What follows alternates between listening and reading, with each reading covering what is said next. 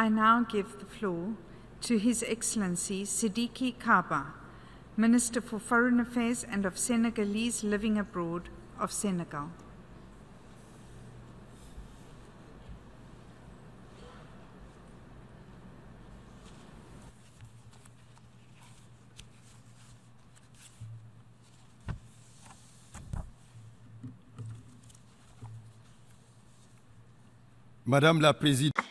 Madam President of the United Nations General Assembly,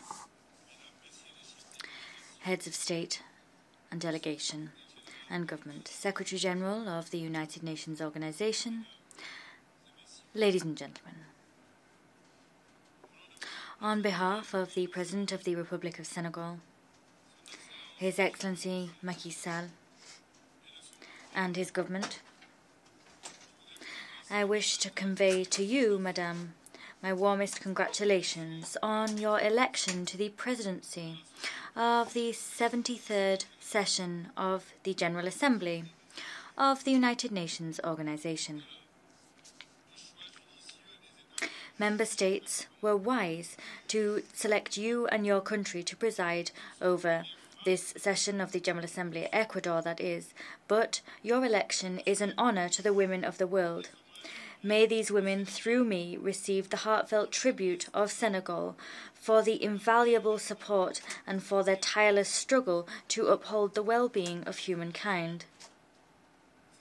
I also wish to seize the opportunity offered to me by this podium to commend the work undertaken by your predecessor, Mr. Miroslav Lajčák. Mr. Antonio Guterres, Secretary General of the United Nations Organization, I convey to you my wish for your success as you undertake reforms to bestow upon our organizations the means it requires to better meet the demands of dynamism and efficiency of this organization ushered in by this era. It is precisely with this desire in mind to reform the United Nations Organization and to endow it with all the tools and means it requires to meet the legitimate expectations and aspirations of all the world's peoples. It is precisely aware of that desire that I believe the theme selected for this session is highly relevant. That theme is making the United Nations relevant to all people, global leadership and shared responsibilities for peaceful, equitable and sustainable societies. This theme, timely and relevant, provides us with an opportunity during this session to take stock of our collective action.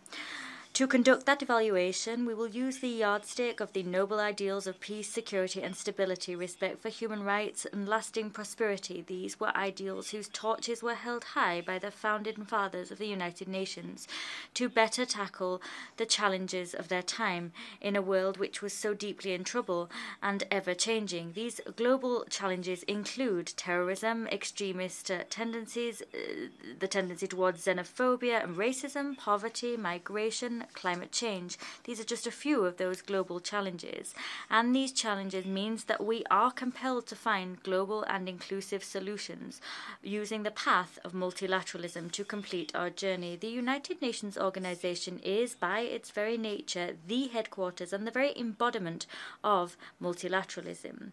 The United Nations Organization remains the only forum in which solutions can be developed with a universal scope, and these solutions are arrived at by us all as a common global family. We must remain faithful to this vocation to be a forum for collective work. That's a historic and highly pertinent current vocation, and in light of that vocation, it is incumbent upon us to become even further committed to multilateralism, to ultimately lay the foundations for a better world where the human being and his well-being are placed at the heart of our concerns. Madam President, the current world is characterized by a rising tide of pessimism. pessimism regarding how effective the United Nations is.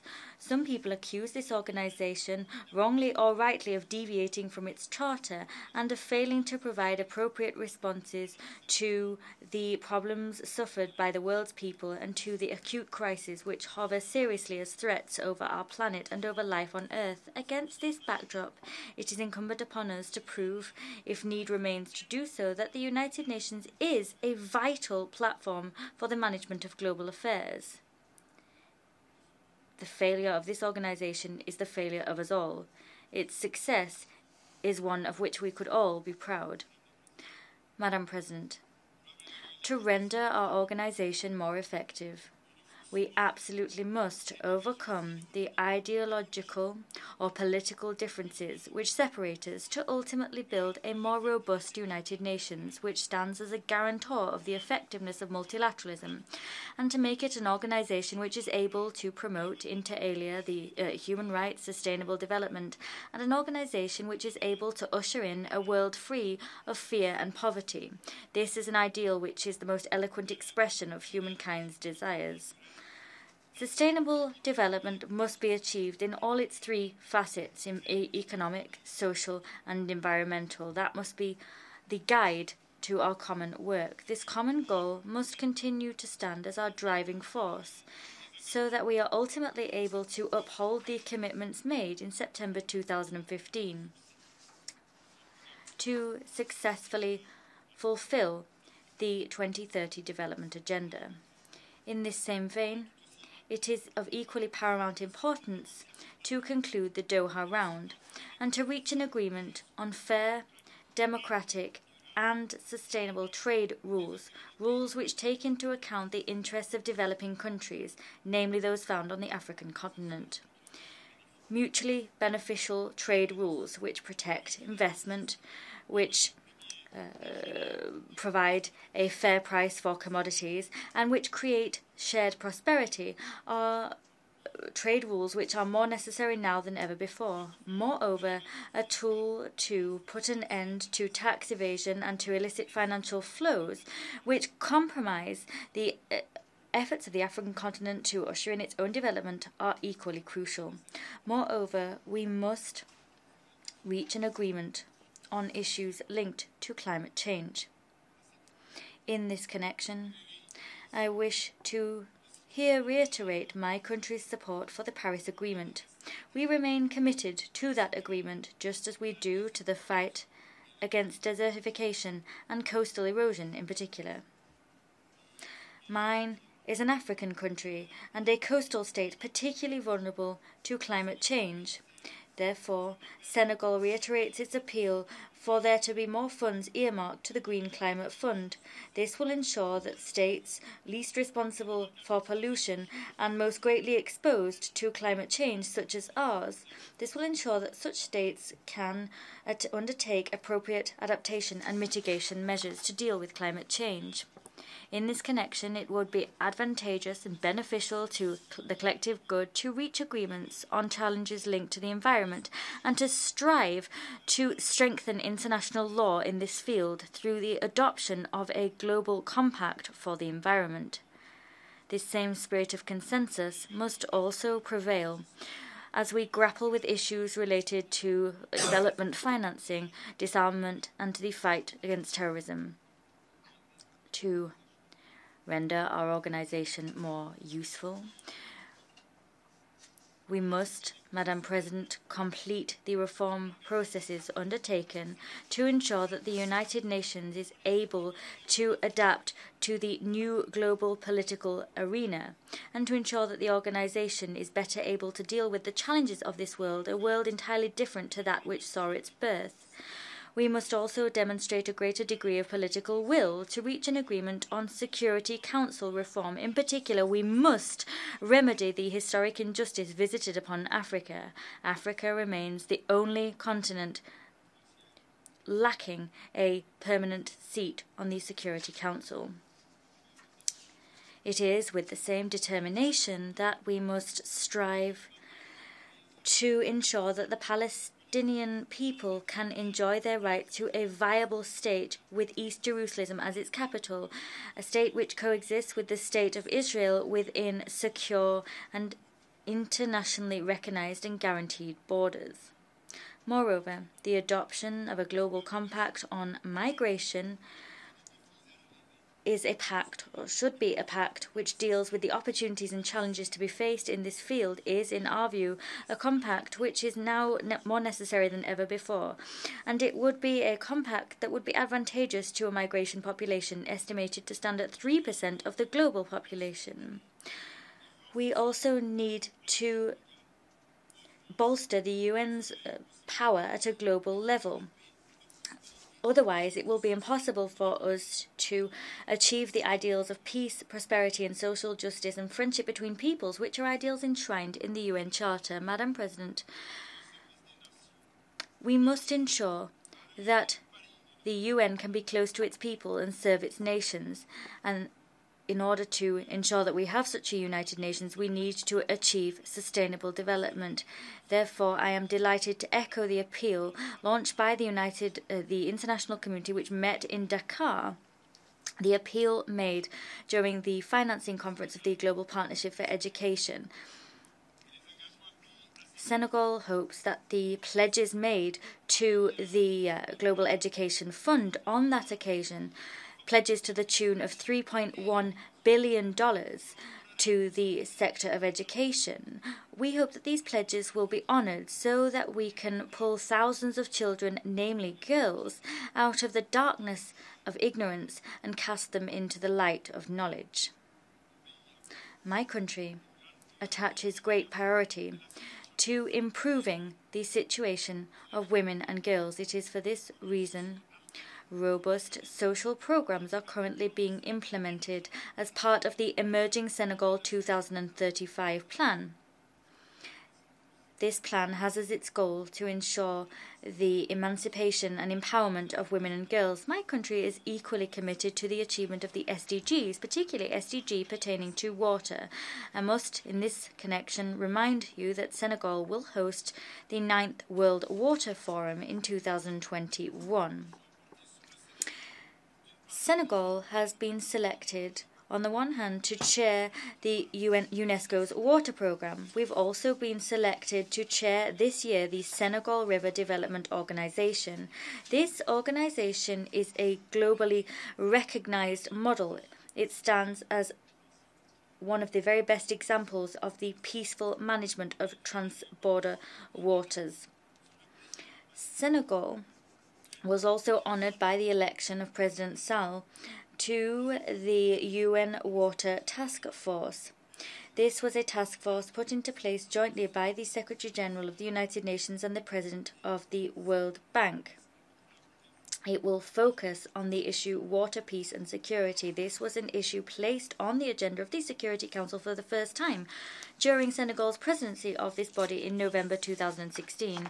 I also wish to once again express our thanks for the trust placed in Senegal in these various fora, and I call upon all of you to express your support to ensure the success of the 9th World Water Forum.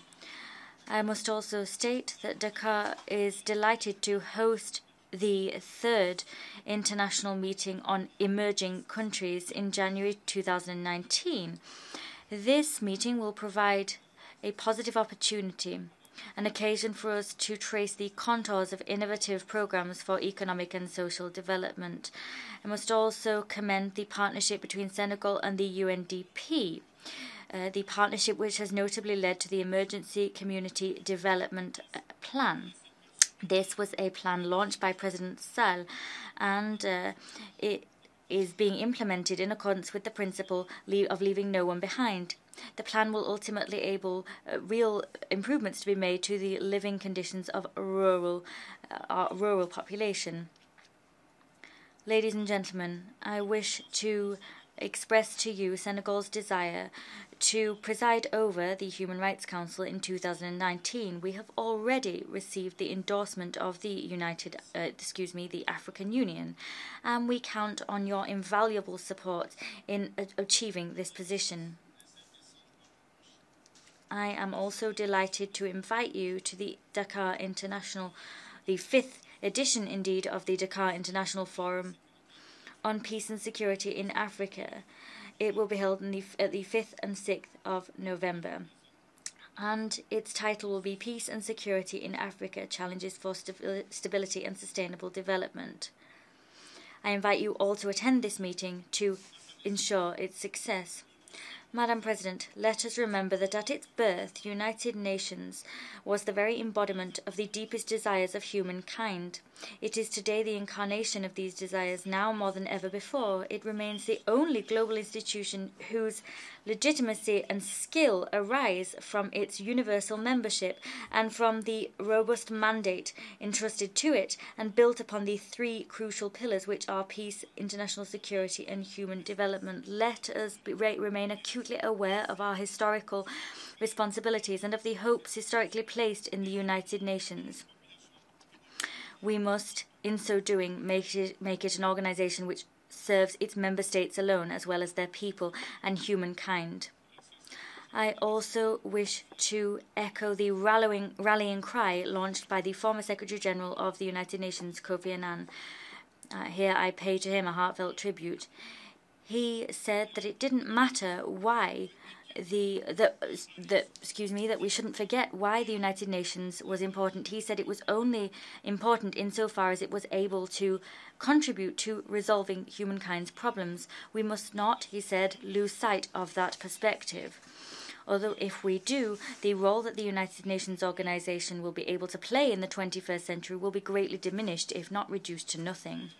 I also wish to urge the international community to remain permanently rallied behind the ideal of achieving a better world for all, so that we can ensure that this terrifying but lucid warning issued by Kofi Annan does not become a nefarious reality, and one which will lay waste to the most beautiful hopes of humankind. Thank you for your kind attention.